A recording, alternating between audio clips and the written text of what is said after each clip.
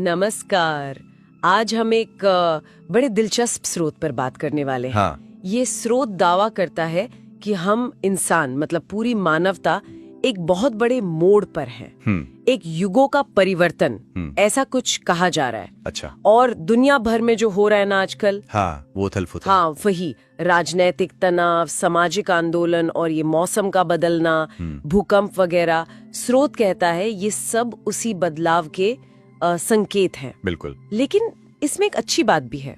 स्रोत सिर्फ चिंता की बात नहीं करता। अच्छा। हाँ, वो एक जबरदस्त उम्मीद की, एक संभावना की बात भी करता है।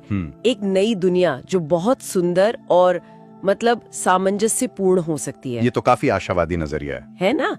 तो आज हम इसी की तह तक जाने की कोशिश करेंगे। खास तौर पर ये मन, शरीर और आत्मा का कनेक्शन क्या है और कैसे हमारी चेतना, हमारे विचार, हमारी फीलिंग्स, ये सब हमारी दुनिया को आकार दे सकते हैं। बिल्कुल।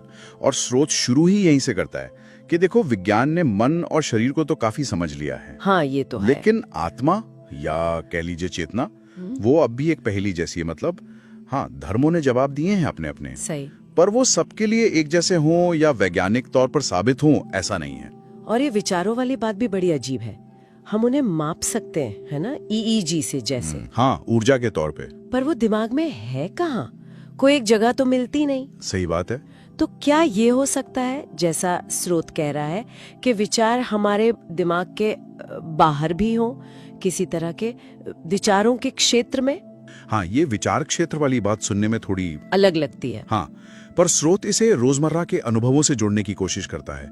जैसे कभी-कभी आपको लगता नहीं कि सामने वाला क्या कहने वाला है उसके बोलने से पहले ही। हाँ हाँ, होता है बिल्कुल। या किसी से मिलते ही एकदम से अच्छी या बुरी वाइब्स ही आती है। एग्जैक्टली, वही वाइब्स। स्रोत कहता है कि ये छोटी-छोटी चीजें दिखाती हैं कि हम सब कहीं न कहीं जुड़े हुए हैं गहराई में। अच्छा, ये वाइब्स वाली बात तो काफी लोग मानते हैं, और जानवरों में भी तो ऐसा दिखता है ना, जैसे। बिल्कुल। स्रोत ने उदाहरण दिया है हंसों का, कैसे वो एकदम सटीक वी बनाकर उड़ते हैं। हाँ, कमाल का होता है वो। या मछलियों का झुंड जो एक साथ मुड़ता है बिना किसी इशारे के, बिना आवाज के। उनमें जैसे कोई अंदरूनी कनेक्शन हो। स्रोत का तर्क है कि हम इंसानों में भी ये क्षमता है, पर शायद हम वो कनेक्शन खो बैठे हैं। आधुनिक जीवन की भागदौड़ में शायद। हो सकता है प्रकृति से एक दूसरे से कट गए हैं शायद। तो ये तो हुई विचारों की और उस अनदेखे जुड़ाव की बात।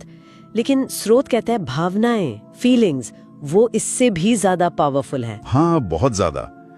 स्रोत तो यहाँ तक कहता है कि भावनाएं ही असल में हमारी जिंदगी चला रही हैं। अच्छा, कैसे? आप सोचिए, सुबह अगर मूड अच्छा हो तो पूरा दिन बढ़िया लगता है ना? हाँ बिल्कुल। और अगर मूड खराब हो तो छोटी सी बात भी बड़ी लगने लगती है। मतलब भावनाएं हमारे फैसलों पर, हमारे अनुभवों पर रंग चढ़ा देती हैं। स्रोत में वो एक बच्चे वाला उदाहरण भी था, है ना, जो अकेला महसूस करता है और फिर। हाँ, कि वो स्कूल में बुली का शिकार बन जाता है। ये थोड़ा समझने वाला पॉइंट है। हाँ, ये थोड़ा मुश्किल लगता है सुनना। मतलब क्या हमारी अंदर की फीलिंग्स बाहर की घटनाओं को खींच सकती हैं? स्रोत इसी नजरिए को रखता है। देखिए, ये विक्टिम को दोष देने की बात नहीं है, बिल्कुल नहीं। ओके। बल्कि ये समझने की कोशिश है कि हमारी अंदरूनी हालत, जैसे असुरक्षा या आत्मविश्वास, शायद बाहरी हालात पर असर डाल सकती है। एक रिश्ता है अंदर और बाहर की दुनिया में। अच्छा। इसी तरह स्रोत कहता है कि सफलता, यहाँ तक कि बीमारी भी कहीं ना कहीं हमारी मानसिक और भावनात्मक स्थिति से जुड़ी हो सकती है। तो ये तो फिर वही बात हो गई, आकर्षण का नियम, या जिसे लोग रियलिटी क्रिएशन कहते हैं, कि हम अपनी हकीकत खुद बनाते हैं। कुछ वैसा ही। लेकिन स्रोत ये साफ करता है कि ये सिर्फ सोचने से नहीं होता।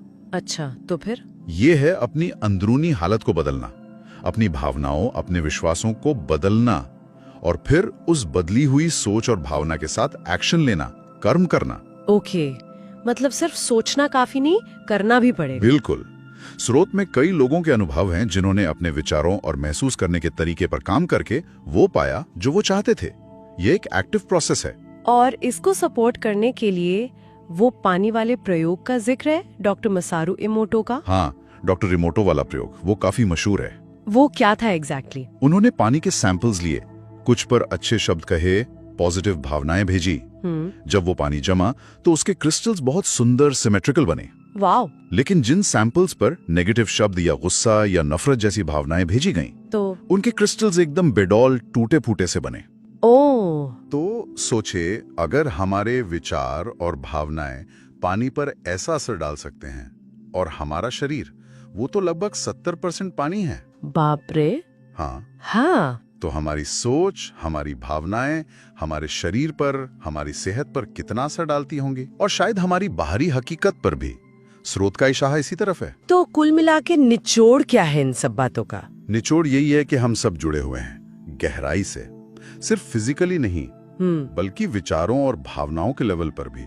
और हमारे अंदर की दुनिया, हमारे विचार, हमारी भावनाएं, ये हमारी बाहर की दुनिया को बनाने में बहुत अहम रोल निभाती हैं। तो ये जो युगों का परिवर्तन की बात हो रही है, ये बस अपने आप नहीं होगा, हमें कुछ करना होगा। बिल्कुल, स्रोत का यही मेन पॉइंट है। ये कोई पैसिव घटना नहीं है, इसमें हमारी एक्टिव भागीदारी चाहिए। मतलब अपने मन, शरीर, आत्मा को एक लाइन में लाना, अपने विचारों, अपनी भावनाओं को समझना, उनके प्रति जागरूक होना और उन्हें एक पॉजिटिव दिशा देना। अच्छा। इस तरह हम उस बेहतर दुनिया के को क्रिएटर, सह निर्माता बन सकते हैं, जिसका जिक्र स्रोत कर रहा है। अपनी शक्ति को पहचानना और इस्तेमाल करना। ये तो काफी बड़ी जिम्मेदारी लगती है। लेकिन एक संभावना भी है। और ये पूरी चर्चा हमें एक सवाल के साथ छोड़ जाती है। क्या?